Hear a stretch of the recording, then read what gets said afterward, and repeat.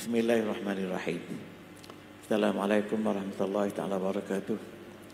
Pertamanya Tuan Pongsi, Tasri, Tuan Nadir, Timbalan Datuk Ni, Imam Ustaz Zuhairi, Bilal, AJK, Datuk-datuk, datuk-datuk dan saudara-saudara sekalian, alhamdulillah.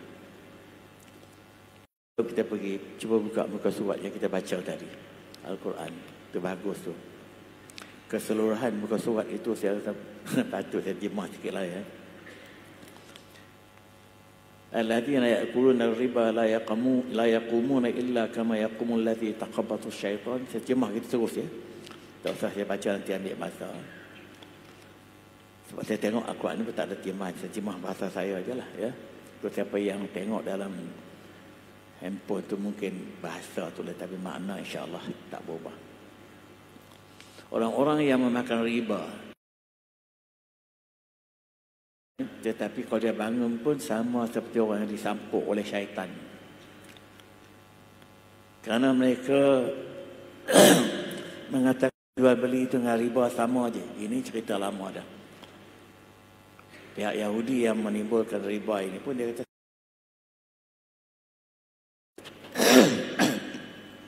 di kalangan orang Islam pun satu masa dulu bank Islam cuba nak buat itu, dia tak beza sangat, menindas macam bank biasa juga. Sekarang ni bau senyap benda tu. Jadi mereka menganggap riba tu macam untung jual beli. Sedangkan Tuhan menghalalkan riba dan sedangkan Tuhan menghalalkan jual beli dan mengharamkan riba, wa harrama riba. Siapa yang mendapat petunjuk daripada Allah, berhentilah. Masalah tu berhenti, cukuplah tak usah buat. Kalau dah yang terlibat yang lepas tu, lepaslah. Wa amruhu ilallah, dan serahkan benda tu kepada Allah. Siapa yang mengulangi balik, maknanya dia tak nak berhenti daripada kegiatan riba ini, fa ulaika ashabun nar, mereka ini penghuni neraka. Hum fiha khalidun.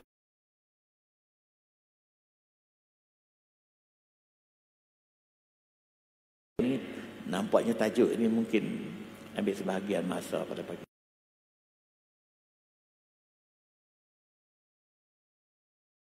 Dia agak susah nak tamatkan, nak buat peluang. Dia kata sayang dah sebab untung banyak gitu gini. Tawaran-tawaran fixed deposit tu telah difatwa.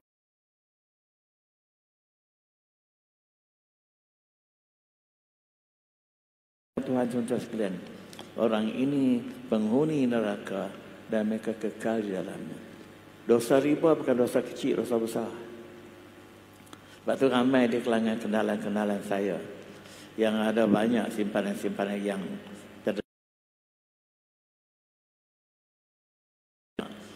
pelaburan-pelaburan yang elok pun banyak.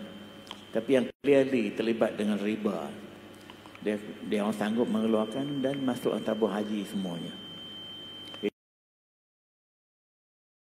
Makan dunia ni dalam keadaan tak naklah ada benda-benda begitu. Tapi dia agak susah nak buat keluar daripada simpanan yang terlibat dengan konvensional cara sikit riba. Sebab dia kata dia mendapat treatment yang baik daripada bank berkenaan. Inilah tuan-tuan sekalian, sayangnya kebendaan tetapi bergelumang dengan riba. Yamhaqullahu riba wa yurbi. Tetapi Allah akan memberi keuntungan kepada orang yang bersedekah. Dan Tuhan tak suka.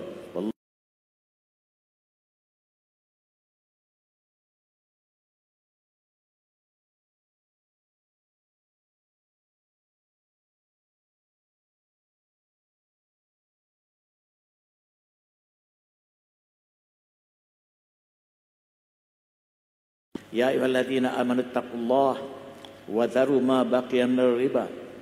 Wahai orang-orang yang beriman, bertakwalah kamu kepada Allah.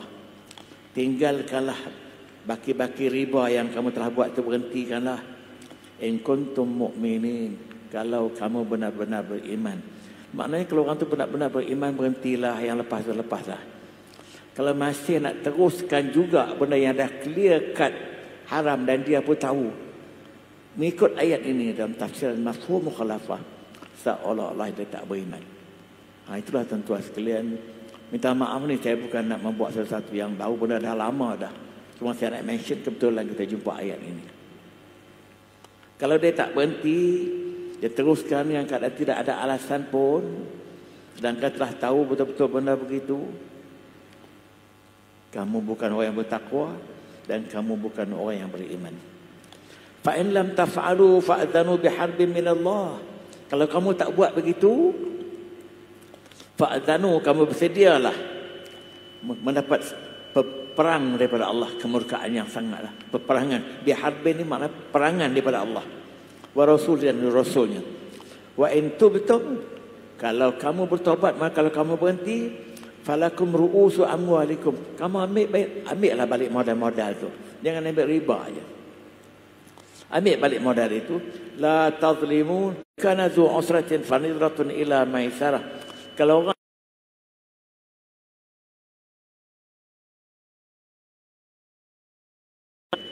kadang-kadang kita bagi hutang pada Allahu Akbar.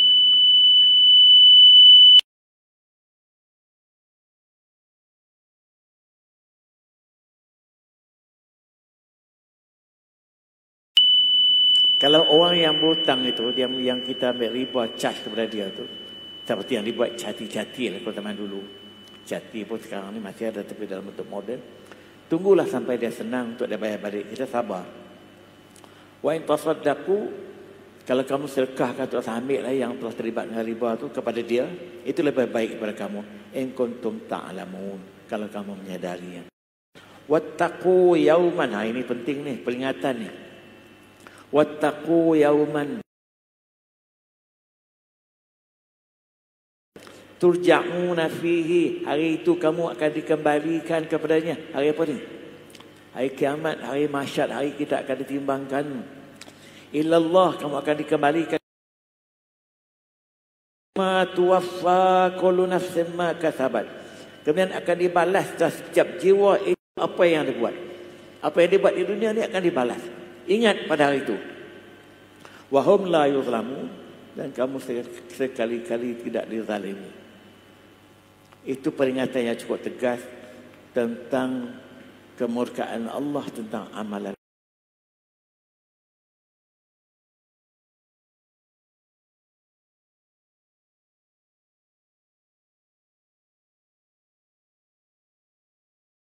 Membuat klasifikasi yang berbagai-bagai. Yang terlibat dengan riba tu, dia orang cuba ubahkan bentuknya supaya tidak menjadi riba.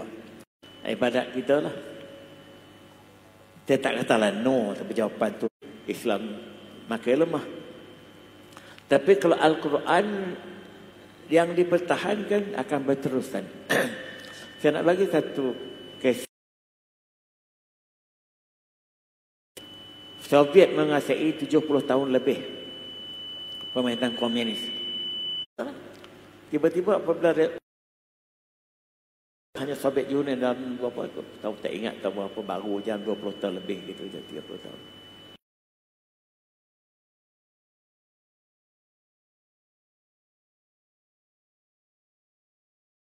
Daripada Soviet Union dulu lah tu. Oh, apa hal ni?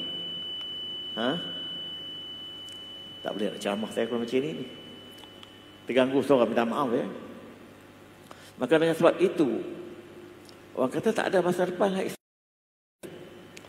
Tetapi apabila tamat saja rejim Rusia itu berpecah, naik ke negara-negara yang kecil-kecil itu banyak Islam, tumbuh pusat-pusat pengajian.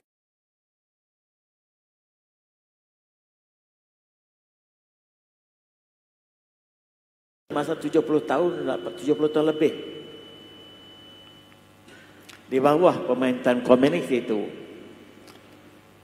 pemuka-pemuka Islam atau orang ibu bapa lah, di bawah-bawah tanah rumah mereka buat gaung, buat macam tempat cantik.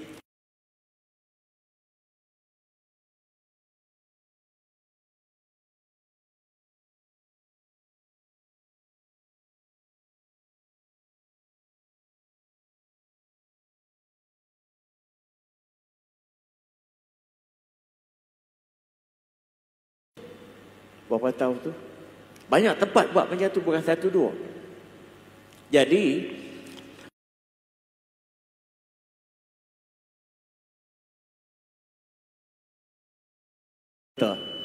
macam hujan baru turun, tumbuh berbagai tanaman. Allah ni, saya kena berhenti dulu ke? Tak, maaf ya. Yelah.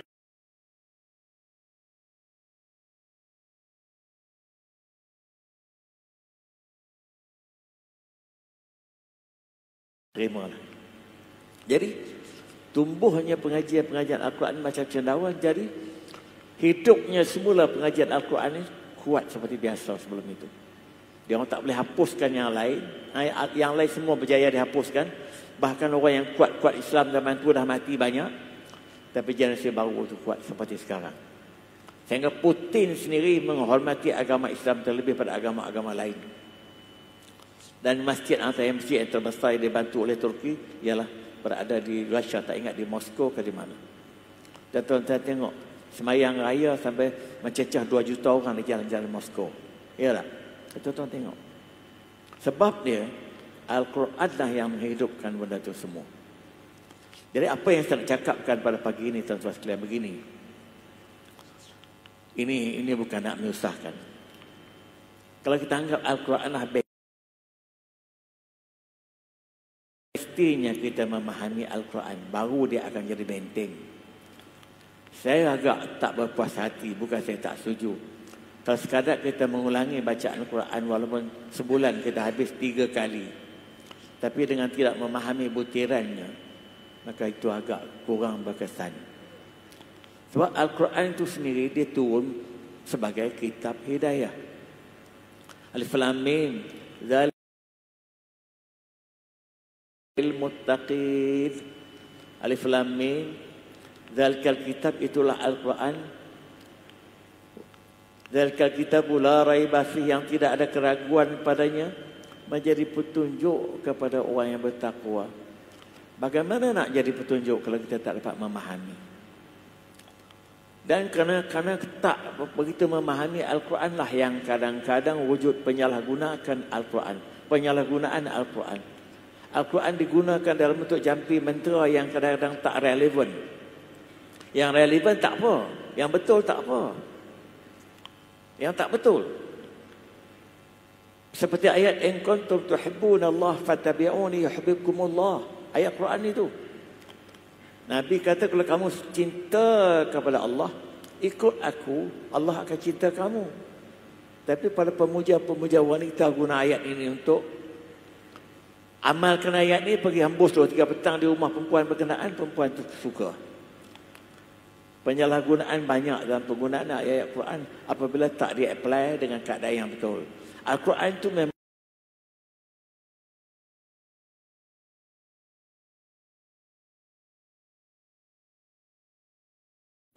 pembohongan yang tidak diasaskan kepada pembohongan secara Islam. Sebab kebanyakan kadang-kadang.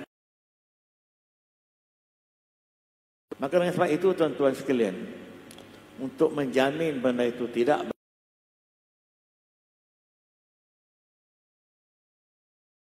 biarlah kita yang membaca ni memahami. Oh, nak buat macam mana Ustaz? Aku faham, kami bukan mengaji Arab macam Ustaz mengaji. Oh, tak mesti begitu.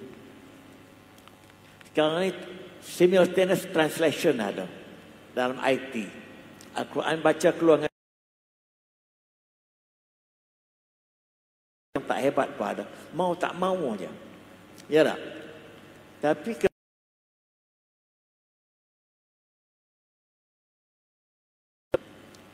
nama tetapi tadabbur untuk mengetahui makna tak diminati.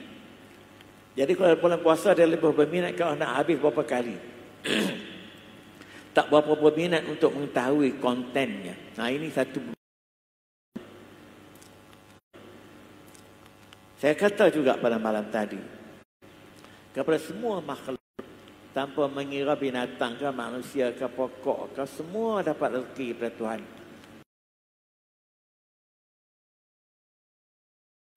Pemurah Tuhan. Tapi Ar-Rahim, dia hanya sayang kepada orang yang beriman. Itu antara translation yang simple. Bayangkan seluruh Al-Quran kalau kita dapat menguasai begitu. Kita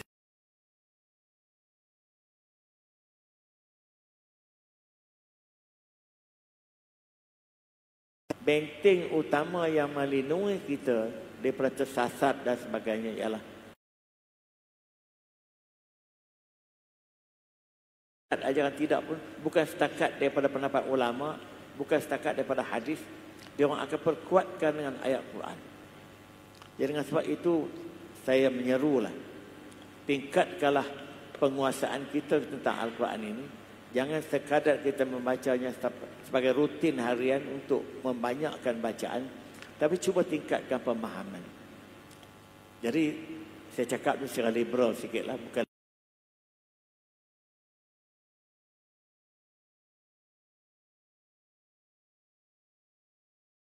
nak memahami Al-Quran itu lebih ada. Sebabnya begini tuan-tuan sekalian. Bagi orang non-Muslim, sahabat-sahabat kita di kalangan orang Cina lah, yang telah menganut banyak agama Kristian, anak generasi muda, dia menganut Kristian kerana mereka memahami Bible. Tak ada yang menganut Kristian tanpa memahami Bible, yang saya tahulah. Jadi apabila dia menganut Kristian dengan memahami Bible, kekuatannya memegang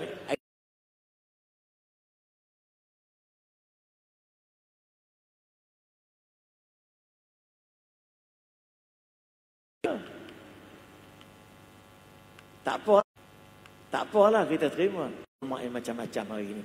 Walaupun apa yang disebut oleh ulama tu completely based on text of Al-Quran, tapi kerana dia tak suka kepada ulama sianu-sianu tu, kerana parti ke kerana apa saya tak tahu. Jadi Al-Quran juga tercalip yang ditolaknya. Ini yang kita rasa sedih. Dan pada saya itu satu dakwah Islamiah ini. Saya bercakap gini tuan-tuan sekalian, saya tahu tuan-tuan berada di level yang boleh menggarap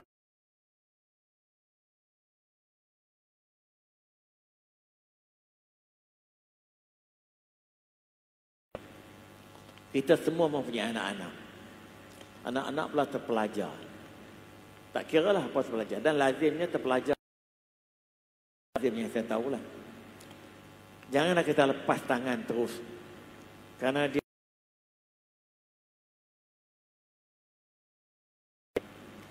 jaga tu bahaya tu. Takut dia terlibat dengan apa-apa ideologi, dengan apa-apa ism yang tanya pada saya. Ya tak? Kita nak jawab macam mana tu? Kalau kita kata Al-Quran lebih tinggi, yang berlaku sekarang ni perlembagaan menguasai semuanya. Kalau kita mengakui pula perlembagaan mengatasi Al-Quran, macam mana pula? Segi akidah. Inilah tuan-tuan sekalian, timbulnya hal-hal begini apabila perspektif sesuatu perkara itu tidak diambil perhatian dengan betul. Jadi anak-anak muda kita patut didedahkan dengan benda begini. Supaya dia tahu limitasi untuk dia bercakap. Dia tahu kebebasan yang dia patut miliki setakat mana. Dia kena tahu dalam kehidupannya apa yang lebih utama daripada knowledge dia. Kalau dia tak ada sikap-sikap macam itu, dia akan terbabas banyak sebenarnya. Terutama tentang equality gender. Dah banyak ada NGO Islam yang menolak ini perbezaan laki-laki perempuan, perbezaan treatment oleh PKH yang meletak perempuan tu taraf bawah sikit pada pandangan dia lah. Tak boleh menguasai. Perempuan kena ikut laki-laki saja, laki-laki menjadi ketua, perempuan tak boleh. Dia terbawa-bawa dengan ini. Mungkin di kalangan perempuan-perempuan yang macam itu, termasuk anak kita yang educated dalam bidang macam itu, dengan tidak mendalami Al-Quran dan ajaran Islam, dia juga akan termasuk dalam kumpulan yang menentang Islam. Ya tak? Ini yang kita bimbang tuan-tuan sekalian. Walaupun pada permukaannya dia semayang, dia puasa, dia elok, tapi di hatinya terus timbul, Al-Quran ni banyaklah. Dia tak kata berterang-terangan. Terutama tentang equality gender. Kalau pejuang-pejuang wanita, equality gender ni, itu menjadi modal utama dia. Ya tak? Tiba-tiba Islam kata orang laki-laki dua bahagian, perempuan satu. Laki-laki menguasai kata perempuan. Wali semua laki-laki, perempuan kena ikut laki-laki. Benda-benda yang macam ini yang timbul dalam PKH.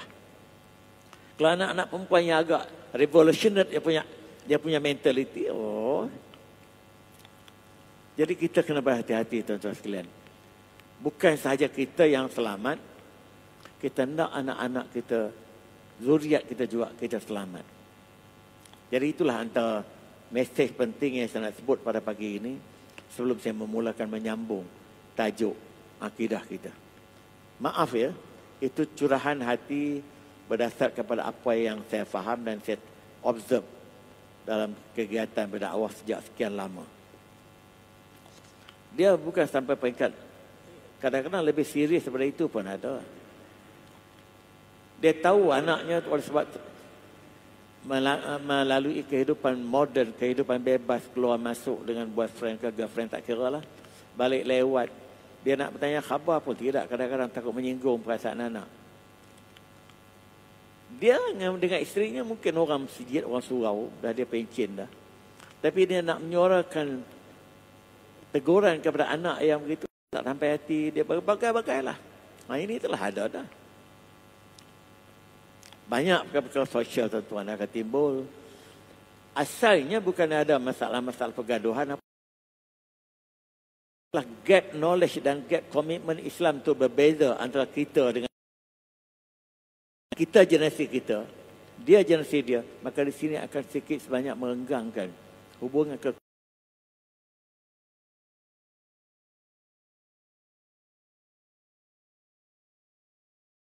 yang kita dengar. Sampai mak tu tak mengakui itu anak dia kerana anaknya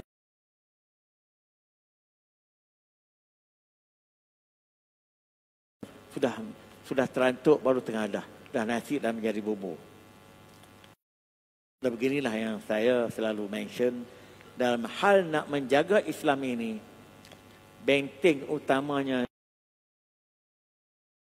Al-Quran yang disupport oleh hadis dan pendapat-pendapat ulama.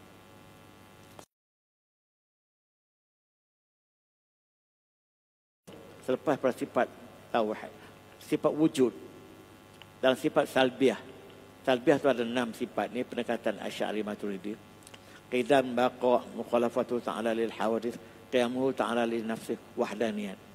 Maka saya telah pilih sifat yang paling utama dalam sifat salbiah ini ialah sifat wahdaniyah.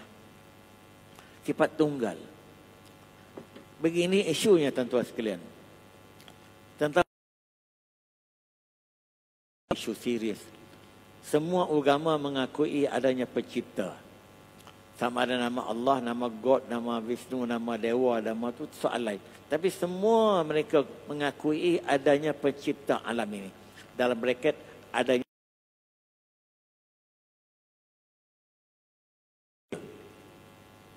Cuma sekarang ini perspektif dan spesifikasi Allah itu yang kita beriman itu dengan Tuhan-Tuhan yang mereka beriman itu. Ini yang jadi perbezaan sebenarnya. Faham tak? Jadi Tuhan yang mereka beriman itu macam mana? Dengan Tuhan yang kita beriman ni macam mana? Ini dah perlu kepada pelajaran pengajian sifat-sifat Allah. Sebab pengajian ini yang akan membezakan pemahaman konsep ketuhanan tu antara kita dengan agama-agama lain. Jadi setakat mengakui Tuhan tu ada. Okey. Bahkan ini pun orang yang menganut pahaman etis sudah tak banyak.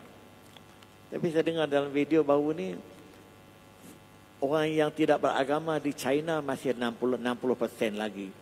Di negeri yang menganut pahaman-pahaman, orang yang tidak beragama, dia free thinkers ni kadang-kadang dia percaya agama itu, kadang-kadang dia ikut dia lah. Terlalu banyak lagi. Tapi sebagai agama dalam dunia ni, nombor 1 Kristian, nombor 2 Islam. Itu dah tak dapat tidak lagi dah. Jadi ciri yang kedua, dengan banyak dalam beberapa kuliah yang dulu, maka ciri yang paling utama sekali dan yang menjadi ialah sifat wahdaniyah. Nama sifat wahdaniyah itu namanya sifat perkataan wahidah atau perkataan tauhid. Dia punya root wordnya tauhid wahada dengan wahdaniyah satu perkataan. Tapi dia telah melahirkan ni apa nama kita kata nama-nama yang kita nama macam kita kata macam dipergi pemergian. cantik, kecantikan. Gitulah. Bahasa Arab pun ada gitu. Maka dengan sebab itu, wahdaniyah itulah sifat yang paling anchor selepas daripada sifat wujud. Apa sebab? Wahdaniyah adalah membezakan adanya Allah kita tu dengan adanya berbagai-bagai Tuhan dalam agama-agama lain. Kalau tidak, kalau anak-anak yang tak betul-betul terdedah pendidikan ni, kalau ditanya apalah beza Tuhan Islam dengan Tuhan agama-agama lain, mungkin mereka payah nak jawab. Bahkan soalan-soalan simple, soalan bodoh. Kamu dah mengatakan kami sembah patung, tapi kamu dah sembah batu Baitullah, tak apa beza? Budak kita diam, tak boleh jawab. Dangkalnya pemikiran. Akhir-akhirnya tak nak berbincang bab-bab agama. Sebab apabila dikemukakan dengan soalan-soalan begitu, anak-anak orang Islam pun tak boleh jawab. Kamu duk kutuk kami sembah segala patung, segala apa. Yang kamu duk pergi ke Mekah tu tujuan apa? Nak di Qiblat. Apa bezanya? Jadi menerima benda itu satu hal. Itu satu hal yang lain. Itu dipanggil syirik. Tidak mengenali dengan tepat konsep-konsep Allah ini yang boleh membawa berlaku kepada syirik. Jadi antara sifat yang paling dominan sekali untuk membezakan konsep Tuhan Islam Allah dengan agama-agama lain ialah sifat wahdaniyah. Sifat keesaan Allah. Kita nak panggil tunggal pun boleh juga. Satu pun tak berapa, tapi telah dicipta oleh ulama esa. Perkataan esa tu tak boleh katakan tak sesuai nak digunakan kepada yang lain selain daripada Allah. Spesifikasi yang khusus. Maka dengan sebab itu tuan-tuan sekalian,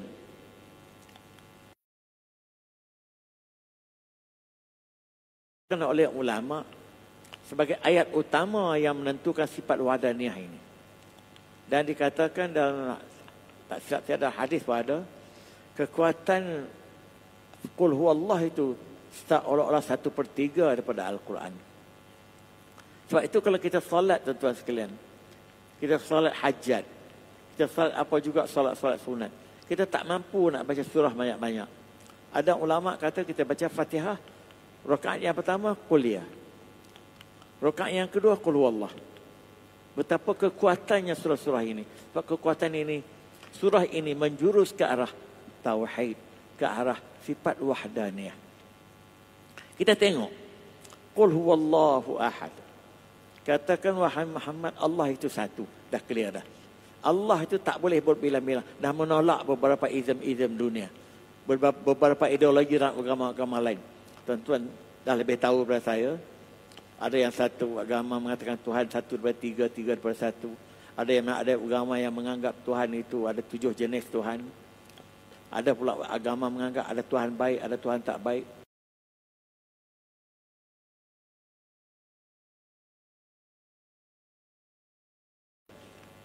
Binatang tertentu pun boleh menjadi Tuhan. Jadi soalannya, mengakui adanya Tuhan itu satu hal, dah selesai. Tapi Tuhan yang bagaimana dan macam mana, ini yang paling penting sekali untuk mengelakkan daripada kita ni sesat. Sesat yang boleh.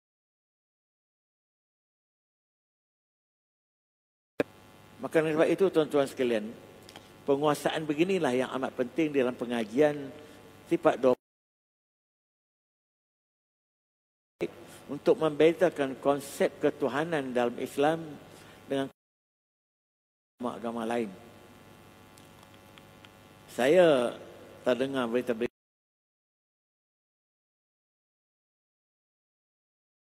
dia orang nak bincang bab ketuhanan antara mereka dengan bukan Islam. Dia bergaul satu office Muslim dengan Islam. Nak sembang bab ketuhanan pun tak sampai hati, takut menyinggung. Saya tak mahu tu sentuh. Anak saya yang bekerja pun dia kata kami tak sembang sangat bab agama ni, hal lainnya. Sebab dia akan jadi isu-isu inilah. Sebab apabila sembang agama siapa yang lebih benar? Agama siapa yang lebih logik? Agama siapa yang lebih betul? Ini yang menjadi perdebatan daripada dulu oleh Zakir Naik sampai sekarang. Dia berjaya mempertahankan setiap benda itu dengan meyakinkan pihak lawan. Tapi kalau berlaku sama-sama kawan, tak boleh sedap lah, jadi tak sedap rasa. Jadi lebih baik saya bab lain. Sebab perbezaan pahaman bab-bab ketuhanan ni tuan-tuan sekalian, dia akan memberi kesan kepada peringkat secara kita. Dia berperkara secara dia akan timbul kesan. Ya tak? Orang Islam, orang Melayu, saya sebagai orang beriman, dia berada di depan saya dengan dedah pakaian. Saya macam mana? Kita nak kata tak ada apa-apa, tak kena mana. Oh, tak boleh kalau satu pejabat. Kan? Dia pula seksi. Hal itu, kita pula itu. Ya tak? Jadi macam mana kita nak pisahkan agama daripada kehidupan? Tak boleh sebenarnya. Kita berpura-pura boleh. Itu segi pakaian, segi makan. Kita dijemput makan semeja dengan dia. Saya pernah pergi dijemput satu penting lah. Saya tak nak sebut secara spesifik. Semua orang Islam dalam majlis itu.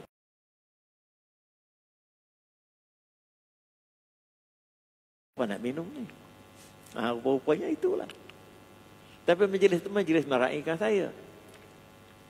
Di satu tempat yang saya tak nak sebut, lama dah kejadian ini. Jadi dengan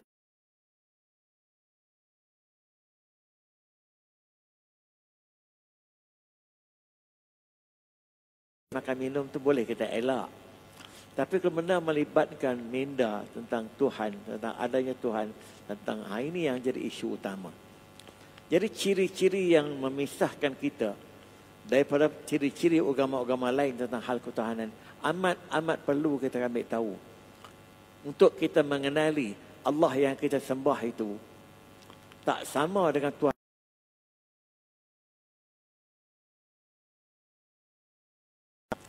Tak sama bukan menunjukkan yang dia tu kata banyak Tuhan yang sembah. Kalau mana dia ada Tuhan dia, kita ada Tuhan dia. Itu dia akan jadi liberalism dan akan jadi pluralism. Tuhan yang betul tu satu je. Mengikut. Tapi kalau kita sendiri tak boleh nak memahami dengan penuh spesifik, membezakan tu Allah yang kita beriman ni dengan Tuhan-Tuhan yang mereka beriman. Ketika ini yang timbul persoalan. Jadi pengajian tauhid ke arah itu. Ke arah nak menolak segala yang salah tadi. Hanya menerima Allah saja. Itulah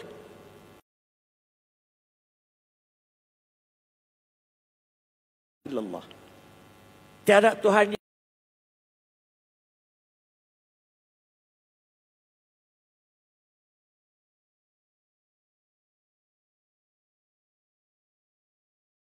aja Tuhan yang sebenar tu macam mana, Tuhan yang palsu tu macam mana nak boleh bezakan. Pegangannya simple, Tuhan satu. Katakan buat Muhammad Allah tu satu. Satu pun dah saya terjemahkan dulu, satu pada zat, satu pada sifat dan satu pada perbuatan. Itu satu masalah. Zat mana Tuhan tidak terdiri daripada organ, tidak terdiri daripada tangan, tidak terdiri daripada kaki, apa semua tu. Hanya satu diri dia. Jangan tanya macam mana. Ada persamaan. Jadi kita tak kenal Tuhan. Jadi ada orang sudah tak ada zat dan tak ada apa macam mana. Jawapannya yang ada zat, ada badan, ada rangka itu makhluk. Jadi Tuhan lah. Itu jawapan dia. Satu. Kemudian Allahus Samad. Allah itu tempat bergantungan. Makna segala apa yang kita katakan macam air condition itu berjalan semua.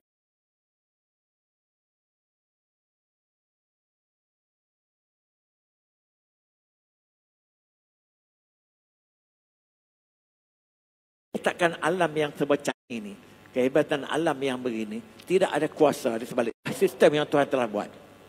Tak ada. Jadi persoalan ilmu pertanian, tapi tak menjawab persoalan berlaku dengan sendirinya. Mesti ada pencipta di belakangnya. Sehingga Tuhan tanya, am khuliqu min ghairi syai' am humul khaliqun. Saya tak ingat ayat apa. Adakah mereka menganggap benda itu jadi dengan sendirinya, tak diciptakan? Atau mereka yang menciptakan alam ini? Tuhan tanya tu. Pertanyaan itu bukan untuk dijawab. Seolah-olah adakah mereka menyangka dunia dan alam ini jadi dengan sendirinya, atau manusia yang berlakunya. Tak. Jadi di sini soalan-soalan Tuhan begitu nak menunjukkan di sebalik semua ini ada pergantungan rezeki kita pun macam itu. Kemudian dia refer terus kepada ciri Tuhan yang lebih khulad. Allah tidak melahirkan anak dan tidak dilahirkan. Itu Trinity. Saya tak payah ulas lah. Ya tak? Tuhan ada anak, Tuhan ada itu clear. Tuhan menolak konsep Trinity, bahkan dalam ayat-ayat lain.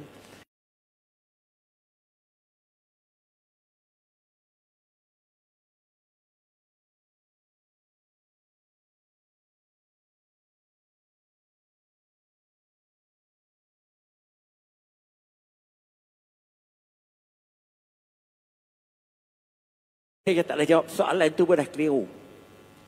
Kalau ada seperti ini, ada perbandingan. Ya tak? Apabila ada perbandingan, sifat Tuhan itu ada persamaan. Mana boleh sebab mukhalafah itu Tuhan berbeza. Jadi apabila berbeza dengan yang baharu, kita nak bagi macam mana? Ada kita kata Tuhan tidak di atas, tidak di bawah, tidak kiri, tidak kanan. Macam mana? Ha? Tak timbul lah macam mana. Kalau masih macam mana itu, adalah di atas kah, di bawah kah, di tengah kah, di tepi. Kalau masih dah ada benda itu semua tak ada, tak timbul lah macam mana. Dia tak macam ni. Sebab tak masuk akal, dia tak, Tuhan tu boleh ditengok, boleh dia pegang, boleh dia rasa. Di mana? Dia tak soalannya gitu. Bila tu kata free thinker. Tu mana dia berfikiran secara bebas, dia tak terima. Inilah beza orang yang beriman macam kita, tuan-tuan sekalian. Fitrah kita, hati nurani, saya sebut dah dalam dulu.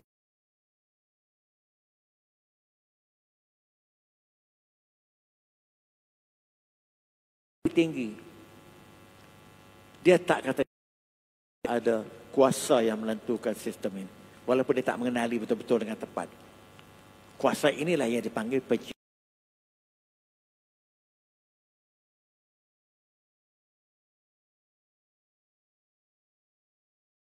Anchor kepada konsep mengenali sifat wahdaniyah. Kemudian ayat kursi kita selalu baca tu. Allahu la ilaha illa huwal hayyul qayyum. La ta'khudhuhu sinatun. Itu ayat kursi.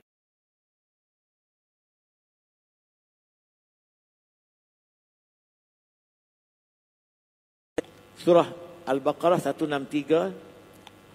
Wa ilahukum ilahu wahid. Tuhan kamu Tuhan yang satu. La ilaha illa.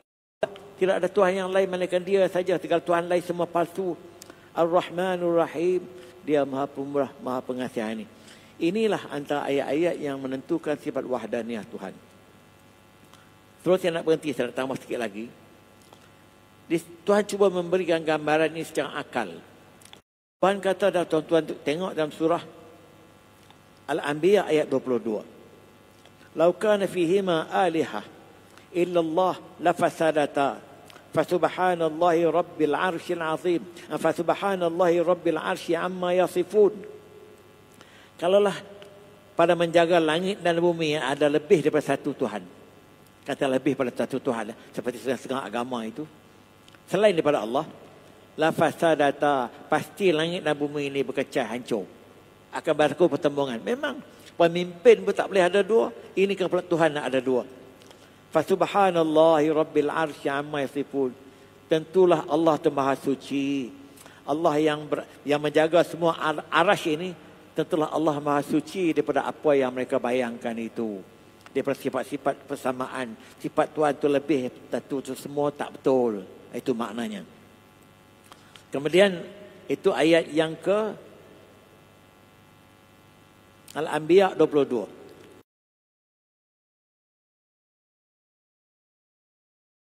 Mu'minun ayat 91. Mattakhazallahu min waladin. Allah sekali-kali tak perlu kepada anak. Wa ma kana ma'ahu min ilah. Tidak perlu pada Tuhan-Tuhan yang lain. Takutlah kita kata Tuhan itu lemah, dia perlu pada pembantu. Kalau dia perlu pada pembantu, dia automatik bukan Allah.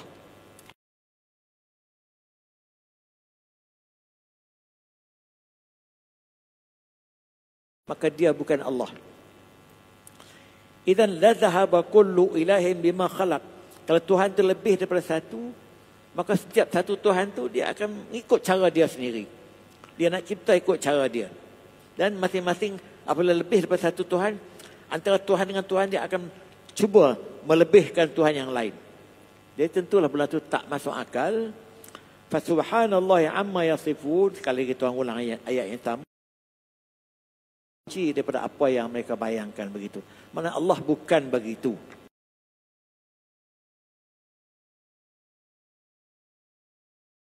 Di Tauhid Rububiyah tu dia menjelaskan ini secara sampingan. Saya bolehlah ambil sikit. Sebab kita mengakui Tuhan itu sebagai pencipta, pemilik, pentadbir. Bermakna tidak ada yang lain lagi dah selain daripada dia.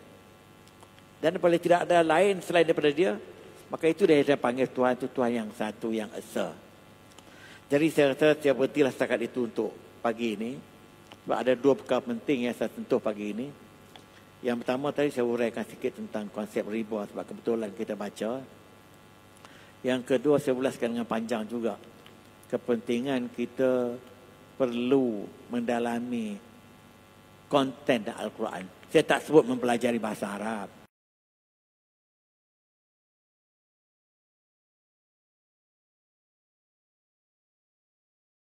Untuk ambil tutor khas untuk mengajar bahasa Inggeris.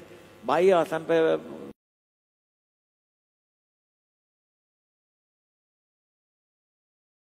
Kita tak boleh buat sikap yang sama untuk pengajian Arab sikit sebanyak. Itu maksud saya. Kalau tidak, dia pandai dalam bahasa Inggeris, ilmu-ilmu keduniaan. Tapi dia lemah dalam ilmu keagamaan kerana tak pandai bahasa Arab. Saya sendiri pun tuan-tuan sekalian, saya terpaksa dedahkan. Saya pucuk anak saya ambil bahasa Arab di peringkat PM Ba'ad dulu. Sampai SPM. Tapi dia pergi sampai peringkat atasan sampai jadi doktor, jadi apa jadi. Bahasa Arab tu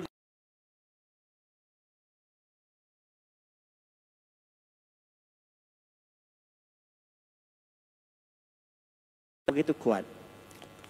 Bukan kata batu mengorbankan masa. Banyak orang sampai 7 bahasa pun boleh. Jadi benda ni keinginan akan timbul apabila dia rasa benda tu perlu. Apabila dia perlu, dia ada keinginan. Apabila ada keinginan,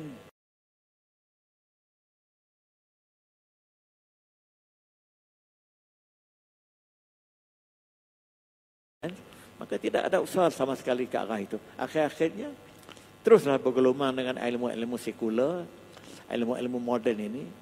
Yang ilmu-ilmu agama tu letak dikesampingkan pun jatuh nombor 2 lah. Itu yang saya nak dedahkan walaupun kemungkinan tak sedap telinga kita mendengar. Tapi itu realiti yang berlaku.